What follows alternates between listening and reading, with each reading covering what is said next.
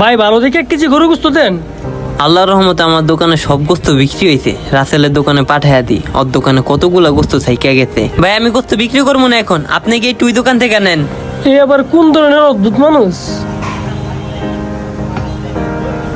বুঝা পারলাম না। হ্যাঁ দোকানে গোস্ত আনতে গেছি, আপনার কাছে পাঠায় দিছে। কি দিব এখন ভাই আপনারে? ভাই ভালো দেখে 1 কেজি গোস্ত দেন। ভাই আধা কেজি গরু গোস্ত দেন তো। না ভাই আমি গোস্ত এখন বিক্রি করবো না, আপনি একটু যে ওই দোকান থেকে গোস্ত নিয়ে আসেন। যে গোস্ত গুলো আছে এগুলো অন্য জায়গায় যাইবো। দে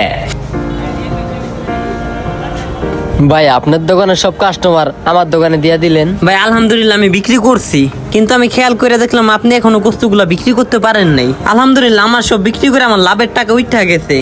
আর এইগুলো আমি আস্তে ধীরে বিক্রি করলে আমার হইব, কিন্তু আপনি এগুলা বিক্রি না করতে পারলে আপনি একটা লস খেয়ে যাবেন। এই কারণে আমার কাস্টমার গুলারে আমি আপনার দোকানে পাঠাইয়া দিলাম। ভাই আমি আপনার মতো মানুষ দেখি নাই, আপনি অনেক ভালো মনের মানুষ। ভাই পাশাপাশি দোকান একটু মিল মহব্বত রেখা চলতে হয়, খালি নিজেরটা দেখলে হয় না, পরের একটু দেখতে হয়। হ্যাঁ হ্যাঁ ভাই ঠিক বলছেন।